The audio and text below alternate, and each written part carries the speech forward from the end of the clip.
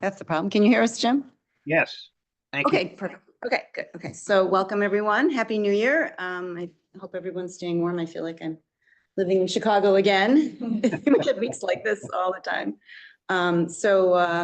Thought maybe we just start out by making some introductions. I want to welcome John Knight, who is our newest member of our commission.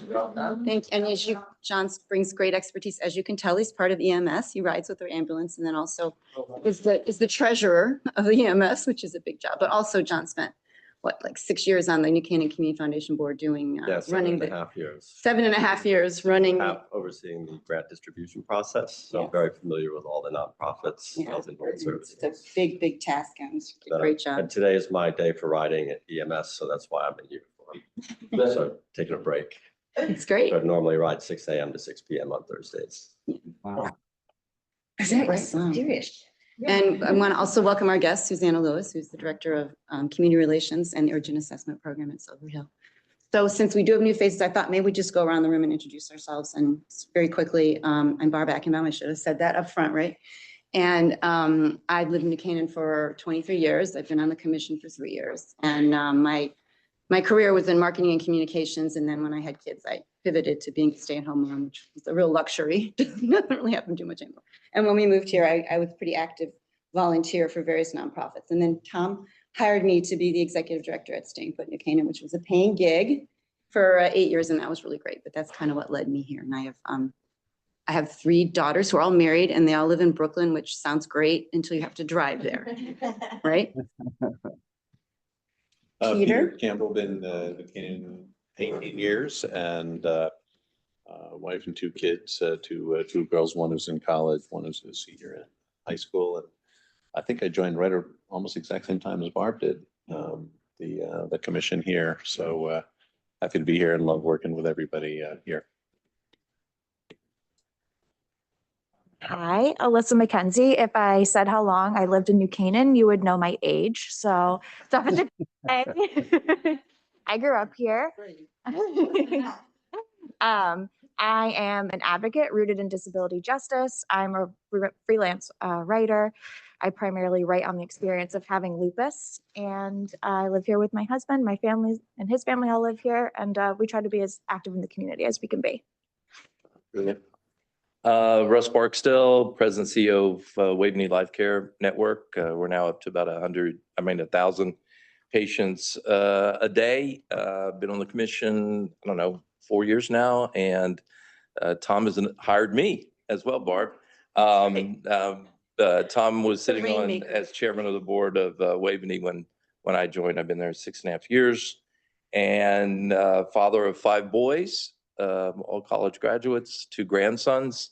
So we're the double Y Down syndrome in family. I don't think we've had a female birth in a really, really long time. So anyway, I'm very proud to be part of this commission, all the great work we do. And I thank all of you for all your time that you donate, and especially EMS with all of our population that we have. So thank you. Jen Eielson, I'm the Director of Health, been with the town for 11 years. I live in Milford with my 2 cats. I'm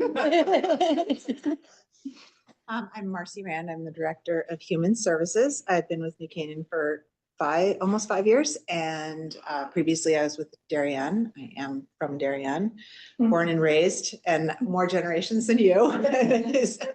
I have 3 kids, and I've been a social worker for about 25 years. So as Barb said, I'm Susanna Lewis, and Director of Community Relations, and oversee the Urgent Assessment Program at Silver Hill. And I've been at Silver Hill for about 6.5 years, and background is public health. And so, you know, along with being able to do this really sort of meaningful work at Silver Hill, my parents both grew up here, and so New Canaan has been a part of my life for my whole life. So it's that adds an element to the work for me. So really, really privileged to be here. Thank you. Raquel Harrison, been on the commission for about a year, I think, on this now. One of the newer members prior to you coming in, John. But been in New Canaan for getting close to 11 years. I have 3 daughters. My husband's Scott grew up here and so kind of brought us back here with his job, but our 3 girls one's at Saks and 2 are at South. I'm an emergency physician, practiced in the Yale New Haven system for over 10 years, and also a lifestyle medicine physician, and do some speaking in town and trying to kind of take a more preventative approach now with my career. Just to add that we've been in New Canaan for about 17 years. Two children, one is out of college and the other one is in vet school in Dublin, Ireland.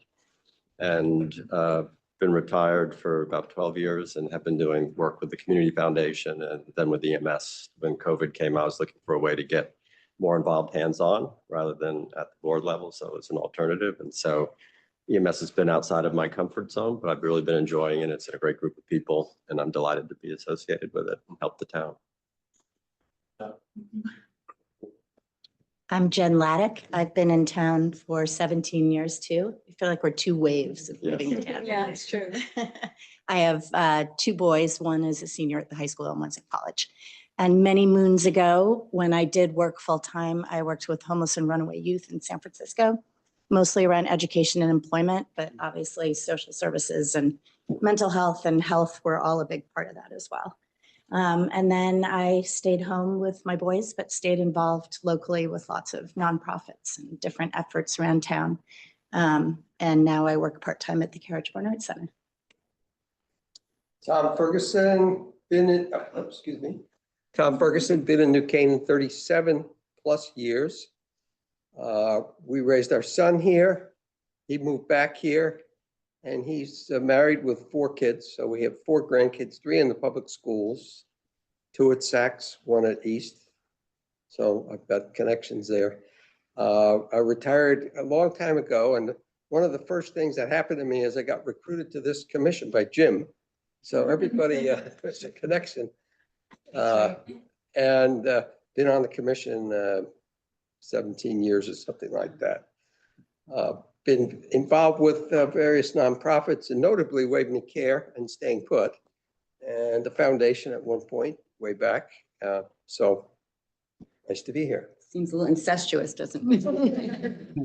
Jim, do you want to introduce yourself? Yes, actually, my greatest claim to fame is recruiting Tom, obviously. Actually, been in New Canaan for 40 years, been on the commission for almost 20. Left, came back a couple of years ago.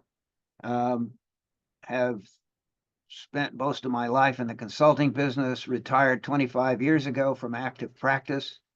Went into the nonprofit world, have been chairman of half a dozen nonprofits and on the board of many more in the last 25 years. And spent a lot of time currently looking at behavioral health, which I'm going to be very interested in. Sorry to not be there to cheer Susanna directly, but she and I talk a lot.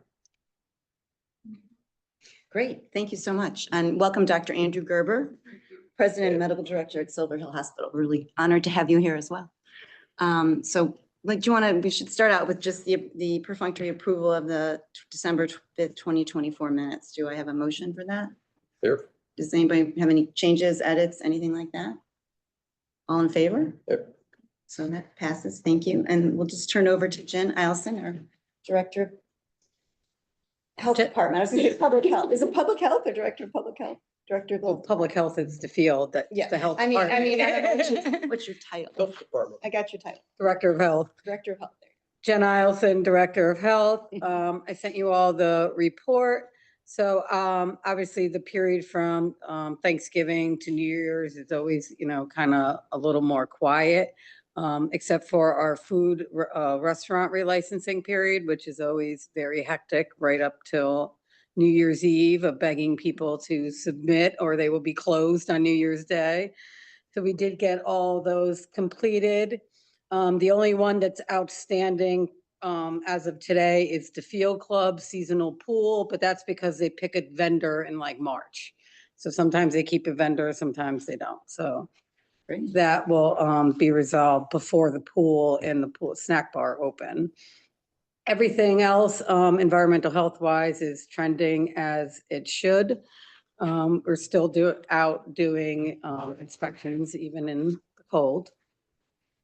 Community health wise, the last 2 weeks of the year, Lapham's closed, so that's why the numbers are down, you know, screenings and all that, but it's back up and running.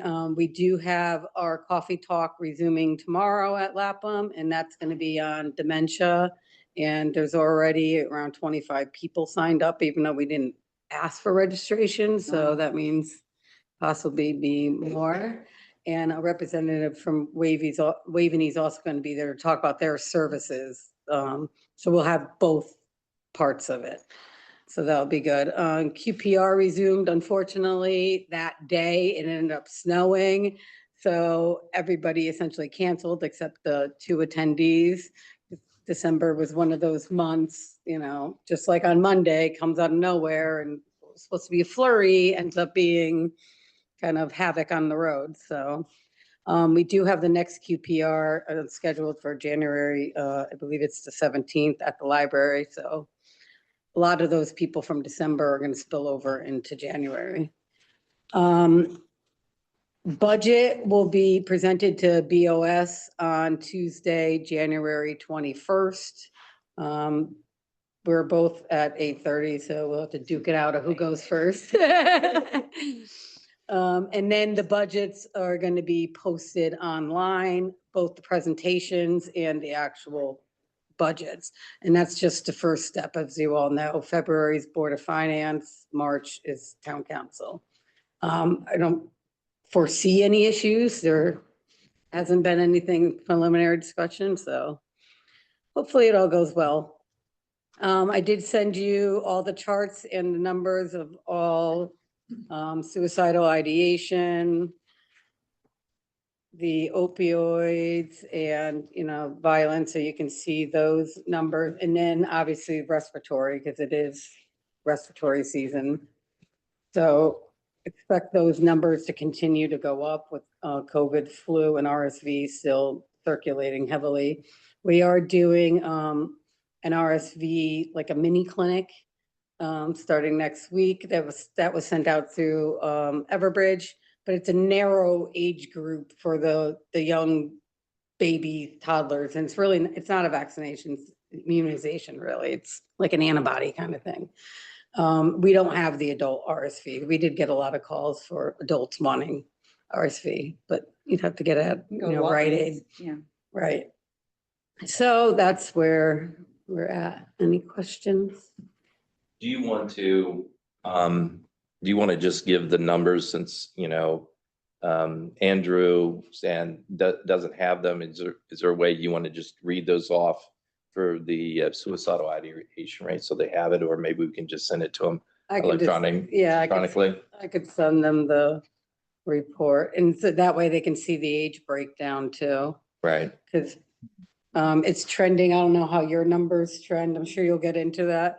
But the 10 to 17 is the highest group with 5. 18 to 24 has 2. 35 to 44 has 1. And then 55 to 64 is 2. So from data I've seen of yours previously, it kind of. It's a total of 10, just to put it in context. Yeah. And that's over the last 90 days associated. These numbers come directly from emergency departments. So of our residents, I only get New Canaan residents. So. And Jen also plots, when you get the data, the dates that are occurring and associated with it is the beginning of the school year, is around the holidays, things of that nature. I think it'd be important data for you guys to have. I'll be happy to send it to you after. Great. Marcy? Marcy Rand, Director of Human Services. I will keep this brief. I know we have some important visitors. I sent you guys everything. So if you have questions, please don't hesitate to reach out to me afterwards. But I want to thank the commission for delivering 30 baskets to seniors. That was very helpful, and everyone was very grateful. They loved those surprises. So we did. Terrific. That was terrific. Really They're I have a request. Would you do my Christmas shopping? Those were the best baskets of stuff. They were so happy. great. I'm And so everybody happy. got very Good. personalized. The only question I have, and I should know this because we've done delivery every year, is who do we say it's from? Is it from the town? Is it Kind from of the from like human. neighbors? Yeah, What no. does it say on it? What's It says like it's from the Human Services Commission, but like it's sort of supposed to be a secret Santa kind of thing, like, Okay. in like in October when you have like little kids, you get like booed and somebody's like rings your doorbell and leaves something and Right. it just says you've been booed. So it's just for people it didn't have anything to do with finances. It has nothing to do with anything like that. It's just people that sort of. I just had one delivery. I got riddled. I mean, I literally, who's sending this?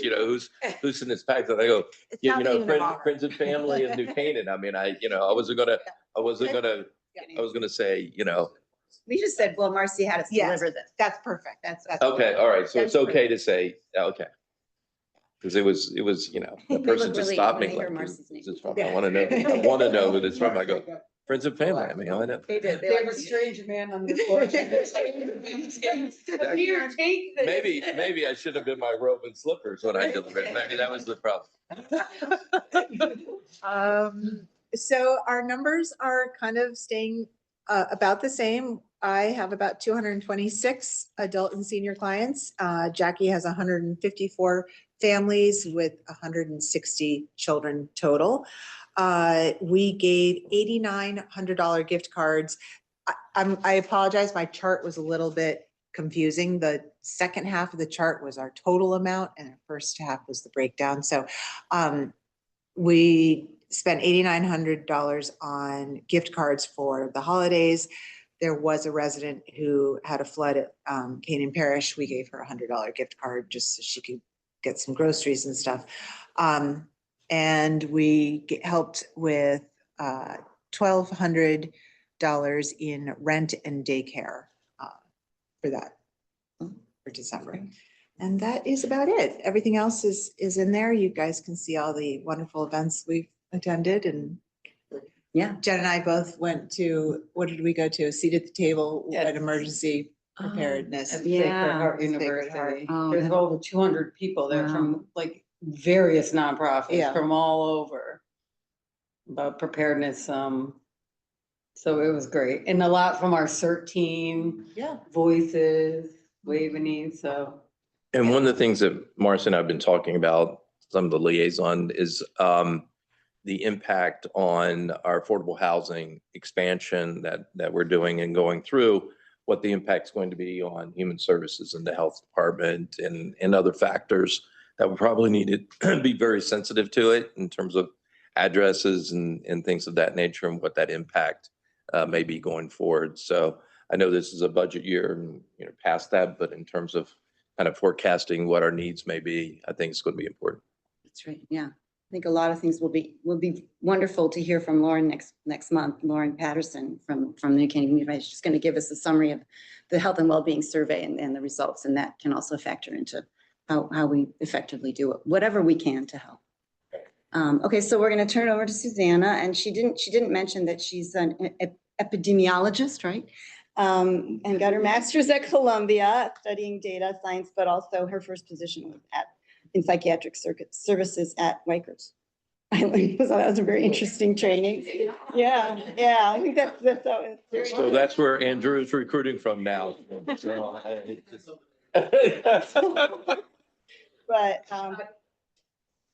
yes, please, yes, go right ahead.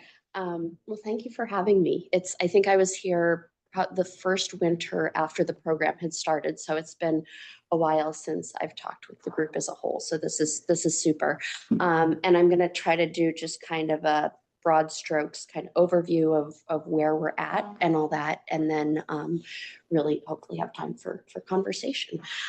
So as all of you know, current configuration of the program is that New Canaan has 16 slots per month on average, and Weston is part of the program and they are sort of have 4 slots per month. December, we had 10 New Canaan cases, which you know, we had a great run in the fall of being nearly at capacity. And I think, you know, November and December always with Thanksgiving and Christmas, New Year's, always gets a little bit quieter. But then sort of the activity in January, we've really been sort of right back there, sort of ticking with the rates we've been seeing. So people are coming, which is great. The average number of cases per month for this program year has been 12. And we've seen a total across New Canaan and Weston, we've seen a total of 308 cases since the program opened in July of 22.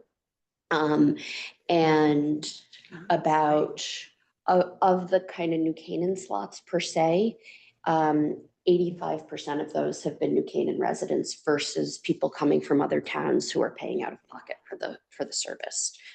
A couple of things we've done this year that have been important updates.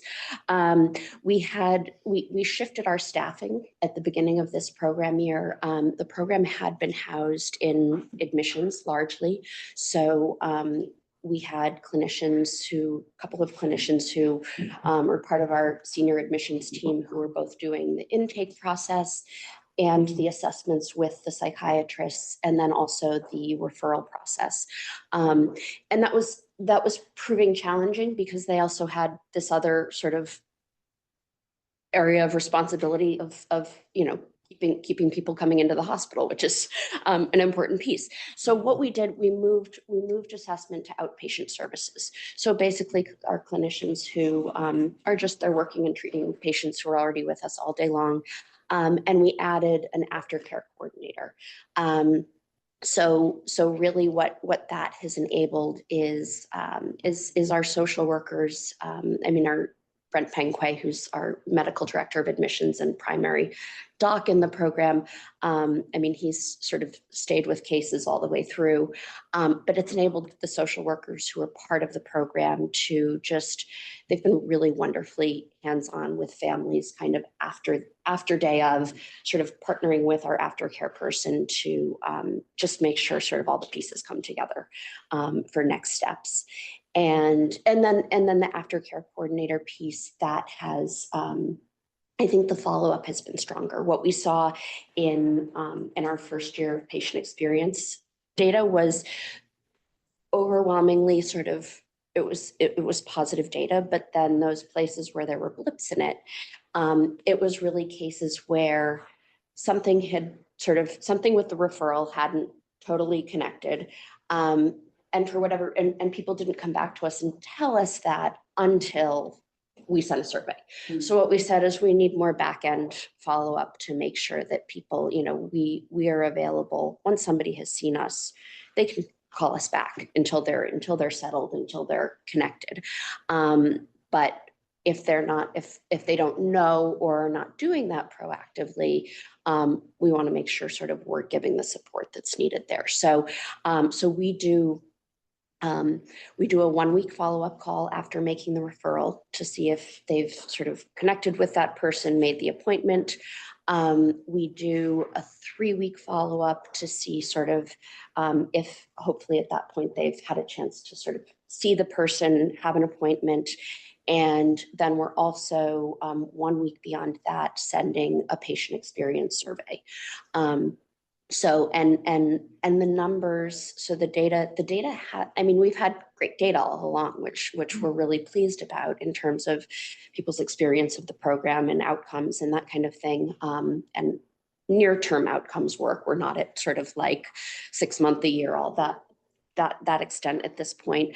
But we have seen measurable improvements in the data since this program year started, which is when we sort of implemented those staffing changes, particularly around just sort of referrals meeting needs, sort of people feeling like they've had that warm handoff, which the program is designed to do. So Peter and I have talked some about sort of slicing that data sort of before and after, which we've looked at now, and the improvements are really there. And the other piece too is that our response rates to the survey have gone up measurably. And I think that's the follow-up. So that seems to be sort of the critical element. And we've learned that and are putting that in more and more. Briefly, demographically, we've stayed pretty split between males and females. That's been the case since the program opened. I think some of that is a function of how young the ages skew. So people who still have another person responsible for their care. To that point, sort of age demographics, we 64% sort of 26 and under, so young adult, adolescent, and child.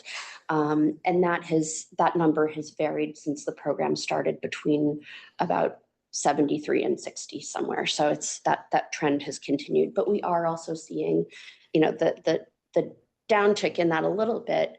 It's great that we're seeing more adults because we know the need is there too. And I think some of the data you'll hear from Lauren next month, it's clear that people are worried about other people more than themselves generally. And I think that's human nature, but we saw it in that data. And then in our, just to sort of call this point out because it's a conversation point, but in terms of presenting issues that we're seeing from people, 14% of the cases are presenting, identifying some degree of suicidal ideation. So that's been the number we've seen there. Schools are still a primary referral source, 30%.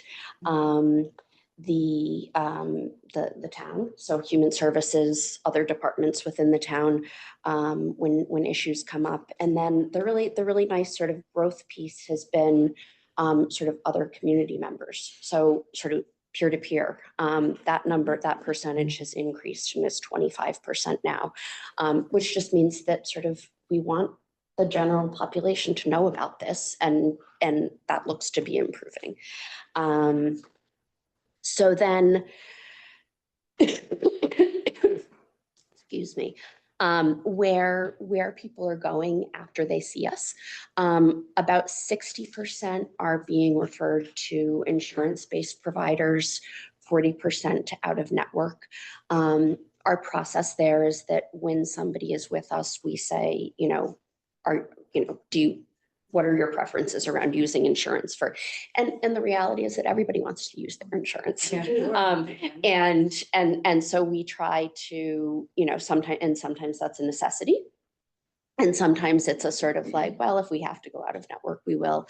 And so we try to, we work with what they present to us, and also where out of network is an option for somebody, trying to sort of help with that education point around sort of reimbursement rates for mental health versus other, and how that trickles down into sort of the care that gets delivered. And so just trying to kind of help that information piece. Of those insurance-based, about 18% are Husky or other Medicaid. And then we've had a handful of sort of undocumented, uninsured cases, but not a sort of really measurable number. And then access to the program. We've been able to continue sort of what we said when the program started, that we wanted people to be able to come in within 48 hours of inquiring. And we've been able to stick to that in terms of what we offer. The average time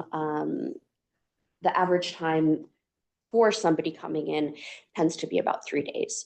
So we offer the 48 hours. We have sort of a number of people who will say, yeah, I'm going to come next week, or so it averages out at about 3 days in terms of when people are coming in. The other piece to mention there, and That was more setting the timing as Yes. opposed to availability. Exactly. So we're saying, okay, we have an appointment tomorrow or the next day, and they're saying, next Monday sounds better. So another piece with that, and I sort of jumped past this, but it's important. But one of the things that has developed in the program this year is kind of a more urgent access element, specifically for the schools. So after after what the community experienced in September, I'm in close touch with Susan Bliss, and she was reaching out and saying, we've got a kiddo here who there are safety concerns. Could you possibly evaluate him? And so that was a conversation for us, because sort of when the program started, it was sort of like, okay, this is a program for people who know they want to get care and aren't sure how to access it. It's not an ER. And so, but we stepped back and said, this is a real need that's growing in the community, and we want to meet it. And if it can sort of circumvent an ER visit for a kiddo, that's important. So we have responded to that, and specifically with this, I don't think we've had any general inquiries from parents saying, oh my gosh, but it's when something is identified in the school that really they've called, and we've accommodated them. That issue with confidentiality. This is the director of. She's the director of student support services. Yeah. So, and this is all when sort of, in any of the cases that we work with the school on, they have releases and all of that. So, and the parents have been looped in when she does reach out. Yeah. So it's really sort of them saying to the school, or school saying to the parents, sort of, there's something going on here. You should probably check in at the ER. Or now they're saying sort of, we're going to give Silver Hill a call. Susanna, question. How, on a scale of 0 to 10, how serious are the cases that are coming to you? Are they? So, yeah, so about, it runs the gamut. So I did look at that number. It's about 12% of our cases that we've referred for inpatient level of care. So the acuity is kind of where we hoped it would be, in terms of sort of still in that stage where stuff is not at an absolute crisis yet, but an identified need. And then really sort of the other 82% is referring to an outpatient level of care. And sometimes with an intensive outpatient piece. So it really is, we see those cases, and certainly the sort of the really critical care aspect, that's sort of ticked up a little bit with sort of working with the schools in this way. But for the most part, what we wanted to do here was to catch people before they were at that crisis point. And so in the numbers, it looks like that's where people are coming to us. You see formalizing more urgent component, and then the slightly lower acuity thing, because the ER thing is obviously it's huge.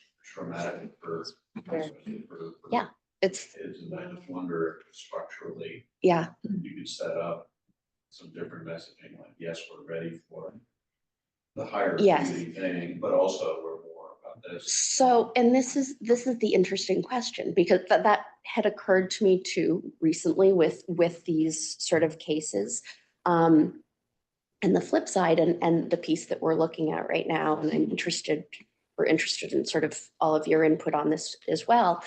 One of the pieces of feedback at various points from various groups since the program started is, are people staying away because it's urgent assessment, and they think that they're not acute enough to come. And so there's, so that sort of, if we are doing this kind of more immediate assessment piece, that somewhat begs that question then, or is it sort of a separate, somehow the program gets, two components of the program that get marketed and sort of identified really distinctly. So that's certainly in that, that for us, it's, when we have those cases and it's an adult, we know, or an adolescent 13 and above, because 13 is the minimum age that we admit. We usually have a sense when that person calls that it's probably more acute than sort of like needing a therapist sort of thing. So we will check before they come and say, do we have a bed? What, can we accommodate this if this person needs to come in? The hard part, and I think the question mark for us when we were having the conversation around the kiddos is that we don't admit 12 and under. So if we see a kid and we say, yes, this is a safety concern, we're not, Silver Hill as a hospital can't sort of solve that issue. And so I think what, it is the case that we have, in those cases we've said, if we assess and agree that this is sort of a really emergency situation, you may still need to go to the ER, but we catch those cases that don't necessarily need that. So it's better. It's, it's not the fix for everything, but yes, so that's the piece to look at. And also just sort of, I think that would be looking at sort of staffing pieces differently too, which would just be sort of an internal logistical piece that would need to be considered. What was the number that you said was Medicaid and Husky in terms of the insurance breakdown? It's about, yeah. It's, yeah. Do you have, yeah. And it's, and interestingly, sort of like people whose coverage is that for all sorts of reasons. Right. Whether they're self-employed and sort of private insurance is really expensive if you're not getting it through an employer. Some who, people with disabilities, that kind of thing, who are adult children now and their parents are taking care of them. Sort of, people who just are within a certain income bracket. Right. So it's a lot of different circumstances that are. Well, and my question really is related to, I have like a ghastly amount of experience with insurance on my end. And I'm just wondering if you have any sort of data collected about how many of that, like 16%, have tried to seek mental health services and cannot because there is a therapy shortage and not many therapists in this area especially cover Medicaid. I would have to look back to see how many people had already tried to access something, couldn't, and then came to us. But I would say of the people who come to us, we get them placed. And it's not easy, but we do. And I think that's, that's another piece of the program that over time, we've really, I've really sort of seen, oh, wait, there's value here that I didn't necessarily expect was the value of the program. And that's the hand-holding from the time that we see the person until they get connected. Because, I mean, I think in our original sort of envisioning of this, it was sort of like, yeah, people can't get a good assessment. They don't know where to go. And those are both problems that have been addressed. But it's also sort of like, once there are still huge barriers to getting in. Just make a quick comment about the insurance, because this is a passion of mine. This is a major problem in the state and the country as to whether different kinds of insurance, governmental as well as commercial insurance, are paying adequately for mental health coverage. The answer is they're not. And so we have actually started separately. There's a whole advocacy arm around this. And actually, very pleased to say we got a grant recently from the McKinney Community Foundation specifically around taking statewide data, what's called the All Payers Claims Database, or APCD, to analyze some of these problems, bring it to legislators. We just started a new legislative session, and there is a coalition, which we're members of, for the state of Connecticut for parity, meaning insurance covers these things adequately, that hopes to propose a bill to the insurance committee that really starts to move the needle forward about what Connecticut is doing in terms of the rates of reimbursement, including for Husky and and other providers. So parallel tracks to the urgent assessment program, but if we really want to change the public health of more people, we've got to get better.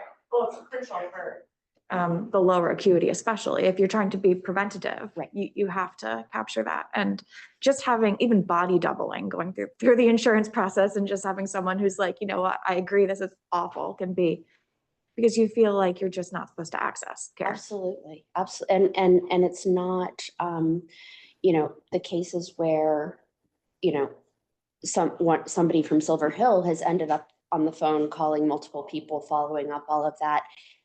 It's not hard to understand why people just know they need care and then don't get it. Yeah. And why they just, I mean, if you're trying to do that sort of in the context of your daily life, even, let alone the frustration of it, but just doing it sort of in your, you know, while you're doing everything you need to be doing versus sort of like, okay, I've got to get this person in. It's clear. Yeah, it can be confirmation for all of your sort of worst beliefs about yourself. Yeah. I go back to when we were founded, right? When we put the first ARPA funds together and the goals that we had set for each other. One was bringing awareness to it, of course. The other was highlighting the fact that some people didn't have a payer source. The third, in anything regarding to healthcare, mental health, is just the inadequacy of number of professionals that are out there. So what are you seeing from the time that you do the assessment to the actual time that that person can get into a regular counseling program? Is it 3 weeks? I mean, you say it's about 3 days before, So before people come in. that's the assessment period. Right. And then I would say, do I have that here? I don't have that. In our survey, right? It's in our survey. I would say the average time tends to be about probably a week to 2, if I'm thinking. And that again encapsulates like all kinds of circumstances. So we have people who come in and a family member has said, you know, you're going to go and do this. And they don't really want the care afterward. And so we call them up 3 weeks later and they've not called the person. So there's that extreme. And then there's the extreme where sort of we're working with somebody who they may have great insurance, but it's still hard. And it just is taking time to get, and often with child and adolescent, because even private pay, that is hard. And so that's where, and so that case might take a little bit longer, but that's where sort of I have realized sort of some of the value in the program is that those families are keeping in touch with us in the interim.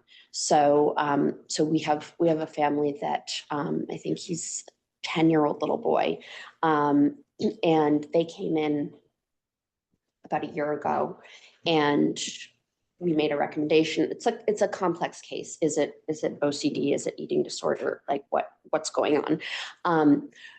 That sort of, they followed that sort of the trajectory that they went down at that point a little ways, and still were struggling. So, and trying to figure out what the right providers are. And so, you know, I've been talking with them probably for the last 4 months again, just connecting them to various resources, and they're sort of landed now with something that they're happy with and trying for kind of the next 6 months. As they try to sort out what's happening diagnostically. But that's where it's sort of like Silver Hill being there as that ongoing resource while that process happens, is a place that I didn't realize how much value was going to be added, but has. In terms of, just my follow-up on that, and in terms of the funding, where does the funding lie right now for the program? Is it the Board of Ed have any responsibility? Do we have any responsibility? How are the puzzle pieces going together? Let me just finish the thought. And the second part of this is, you know, I just go back to the original goals that we were trying to set, and why we see, you know, when we were looking at data, that suicidal ideation rates and the people going to the hospital, especially for the 10 to 17, is like creeping up, and it's seasonal and all those things. And part of that you would expect as you bring more awareness to a program that, you know, parents or teachers are just going, okay, this is beyond, Johnny just acting up a little bit, or maybe something chemical or some other imbalance that we need to address. But has those grants been able to bring the entry point so that people feel like, okay, I can afford the assessment piece of it? That is no longer a barrier.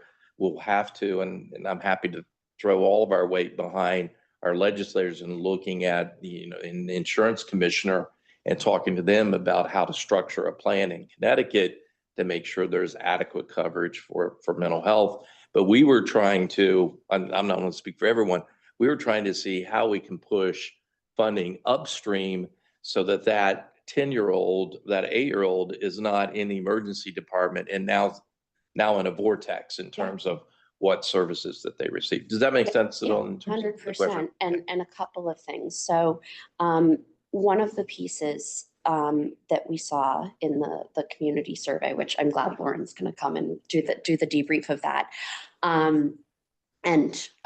is that about a third of residents still reported not knowing where to go if they needed mental health or substance use treatment. And that was stunning to me. And it means that there's more marketing work to do on this program. And everybody who's closely involved with it has been out there beating the drum for, the last 2.5 years. But obviously there are pockets that haven't been reached yet. Can I just add though, it's possible they didn't need it in any Exactly. way. That's so they exactly. said, I So don't know that's where to get it, but I'm exactly. if I need it, I'll find out. Exactly. So that's the piece too. And for me, it's sort of like still with Silver Hill Beach, like I feel like everybody should have seen this, even if they didn't. So and what we found with the survey was that we got a really nice representative distribution of the population. And the marketing work that we did with that was really creative and hit a lot of people in places and all that. And that maybe that marketing campaign is something to look at in terms of generating awareness for the program specifically. I would just caution, instead of marketing, maybe using the word educational program awareness. I just think that's a better funding title, if you will. Absolutely. But generating awareness for the program, bottom line. And that's something that really needs to be a partnership of all the program partners coming together to do that. It's a community project. So that's the one thing, sort of, there's more to do with awareness. The second piece is also that there's more prevention work to do in the community. I mean, Colleen Prost, so we have New Canaan Cares, which is New Canaan's local prevention council. Colleen Proster and Maureen, her education person, have been doing amazing work. And there's a lot of work, and this is some of what coming out of the survey data we have and now becomes actionable. Just that there are programs and efforts that are going on in peer communities who sort of are collecting this data from their youth and all of that, who have accessed great funding sources for designated prevention efforts. So that's kind of a community level piece. And then the third piece with urgent assessment per se, and this is the hard piece to measure, is that you don't know how many cases you have prevented already. Right. So of those cases who came to us before they were really acute, which ones would have gone down that path had they not come? And I think, what we do really well in the program and at Silver Hill is assessing and treating. And there's still all of that need out there that either the person is choosing not to present, or there's still an awareness gap for the program, so they don't come to us.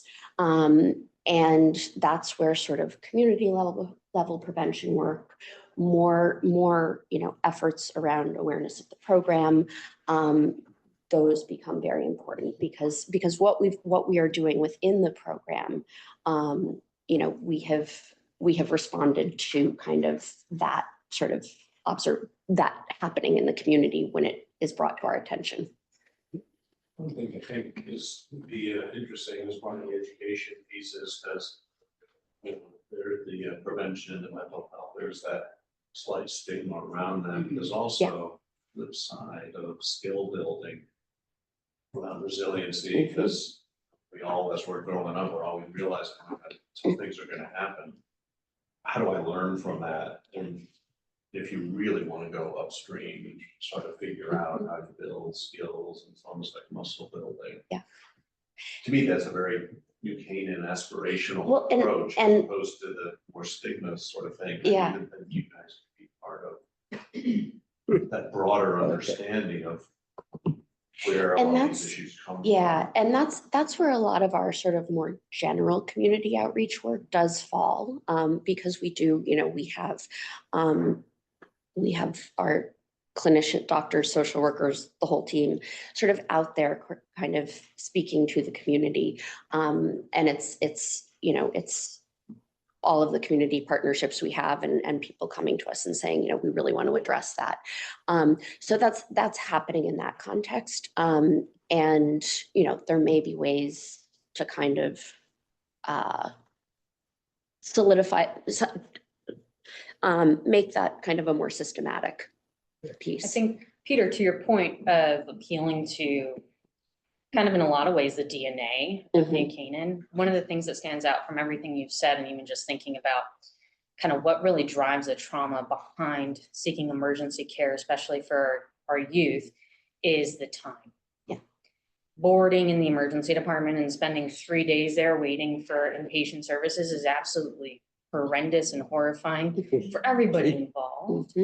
And so highlighting the efficiency, I think is a really huge piece to how do we just kind of promote this more? Because if you can say like, hey, save you in reality, like 3-4 days of sitting in an emergency department, horribly traumatized. And the environment, So, Yeah, no. I mean, the environment of coming to Silver Hills admissions building versus walking into the ER, Completely different. night and day. And then I didn't answer just your question around sort of funding and all of that. So the way it's configured has been configured this year. It's been sort of the town's piece, Board of Ed is in. The Community Foundation has supported, and then Silver Hill has subsidized some, and then Weston's sort of contributions. So, and what we are looking at for next year, we hope that the town would, and a great thing, development that we have seen is that in looking at sort of numbers during the fall, that sort of cost per slot, which had been at 50,000, because of insurance reimbursement that we are seeing, and people letting us check their insurance. We don't mandate that they give us their insurance info, that slot cost is going to be 40,000 for this coming year. So that's a great thing to have. What is the slot cost? So so the cost per assessment slot so one assessment per week over the course of a year is 40,000. 40,000. Yeah, and whereas it had been 50. So that's 800. That's per week? No, that's per year. Okay. So 40,000 for the one slot per year. So. But it's one per what? Over the course of a year? One per week. So basically the way that, the way the program is That's structured. $800 per slot event. per week. Yeah. And he's just doing that. Slot per week. You gotta know Tom. Okay. That's Tom's getting. Yeah. Tom, it's one slot, but there's 5 days in a week, so you're thinking 5 feet. Yeah. So total program cost, if you're still confused. No, it's 800. Professional, actually. You get the chalkboard. But my concern is this something that's viable for Silver Hill to continue? Or is it a big financial strain on you? And if the answer is no, that's great, but. No, I'll take that one. Yeah. So we've been very thoughtful about how we budgeted this. As long as we have enough partners to fill the 5 per week, there's a certain economy of scale, and then we contribute a piece of it. That's part of our nonprofit status. We're contributing a piece of it. It is viable. Canaan really gets the credit for starting it and essentially seed funding and investing in this program, but all along the understanding was we would get new partners to drive the cost of New Canaan down and make it feasible in the long term. So Weston was one, and we can't tell you the name, but there's another county, Fairfield County, which has verbally committed now for another spot per week to get their signature any day. And now it's, so essentially we're covering a slot a week. Silver Hill is, which is totally viable for us. Canaan's covering 2, and now we have other towns covering 2. So that we could continue that indefinitely. Would we want to grow further and have yet other towns? Sure, we would love that. But even at that level, it's Okay, great.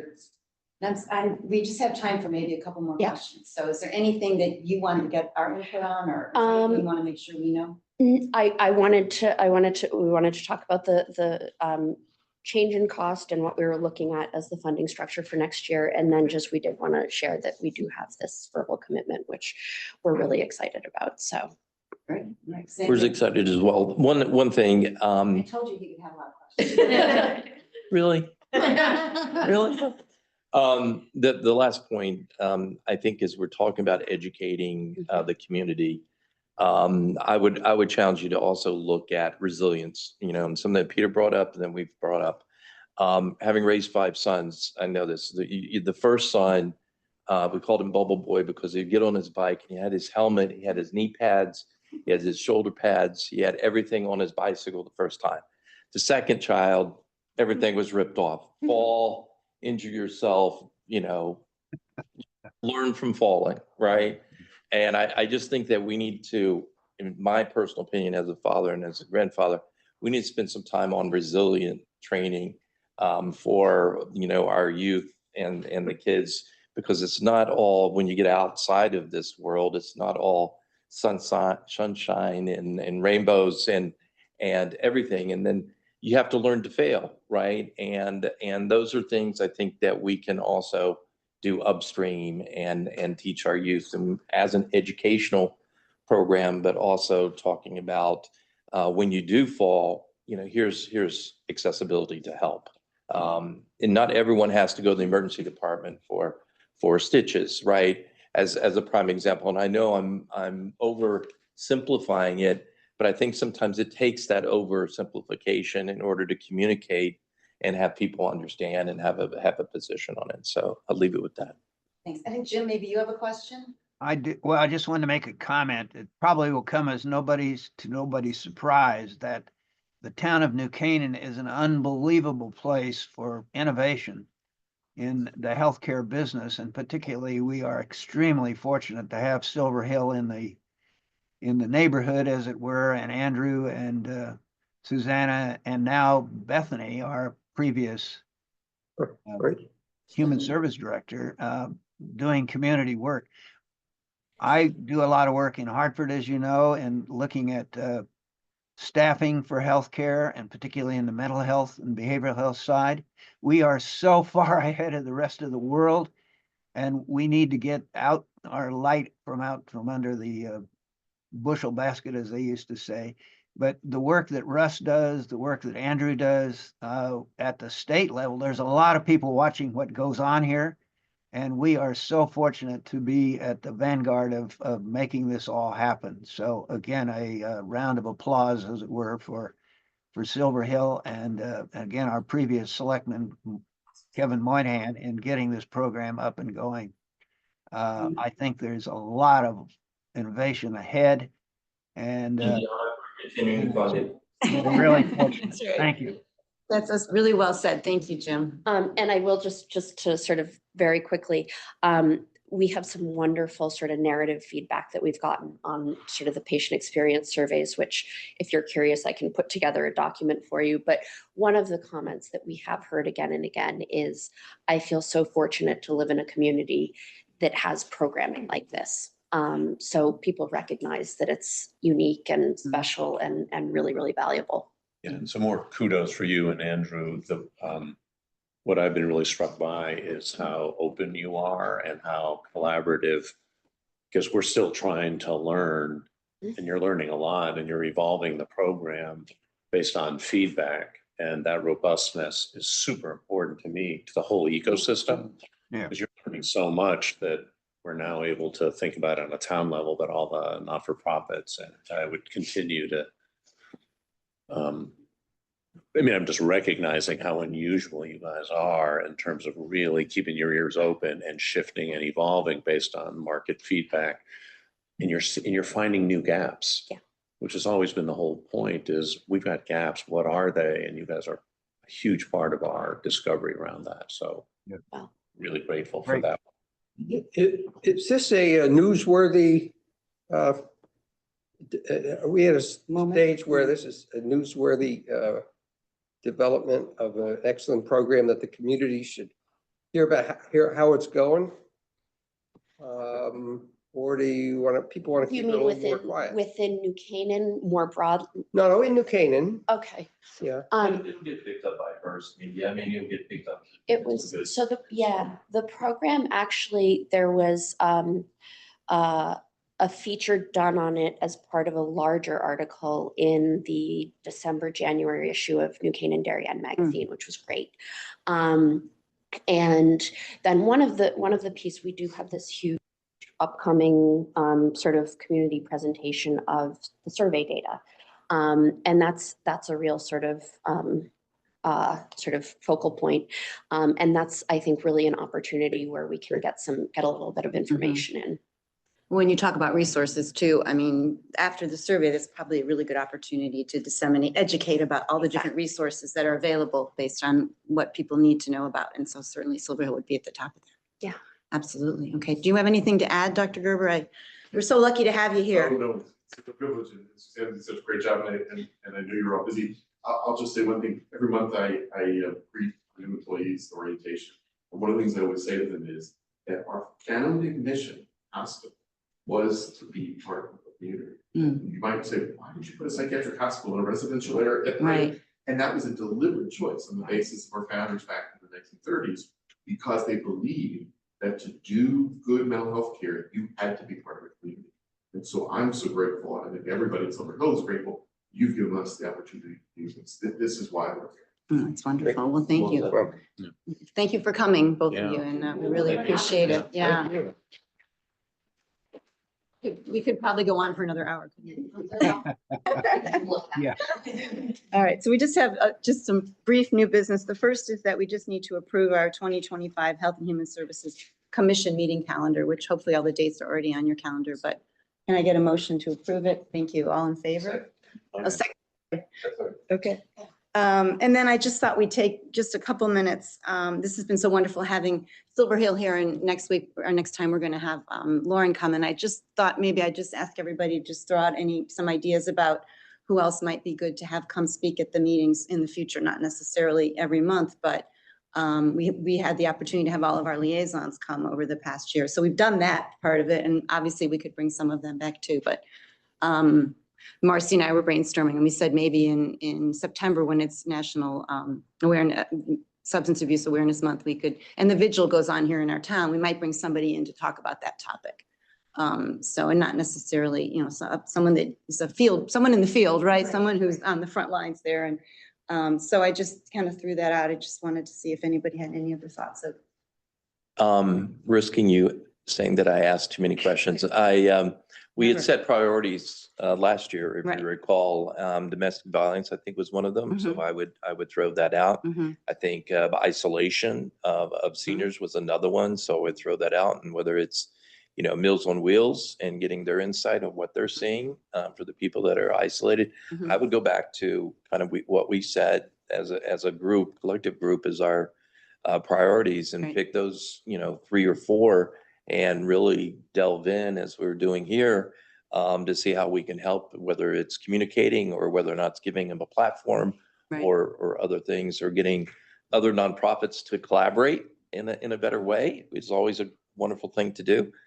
So that's where I would go back, Barb, to those and come That's a up. great idea. We could also, I was thinking with Alzheimer's, we could, I think that national month, what do we decide, November, have someone from the Navigator program come and talk. you know, Absolutely. because We'd be that's- happy to do that's, that. Again, a hands-on sort of, here's what's happening in the community.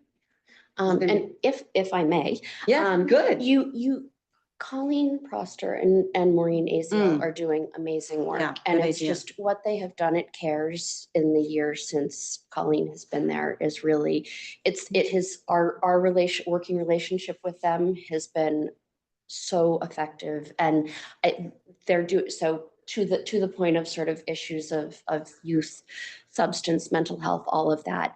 That might be a really interesting thing. And they have just gotten a mini grant around cannabis from the state. So that could be great for this group to hear. Would it be too imposing if we're allowed to share data, especially as we're talking about our monthly report of what we're seeing, suicidal ideation rates in the hospitals, you sharing data?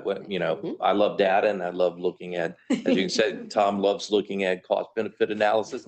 So I think it would just be helpful if we can share data on a monthly basis, that would be wonderful. Absolutely.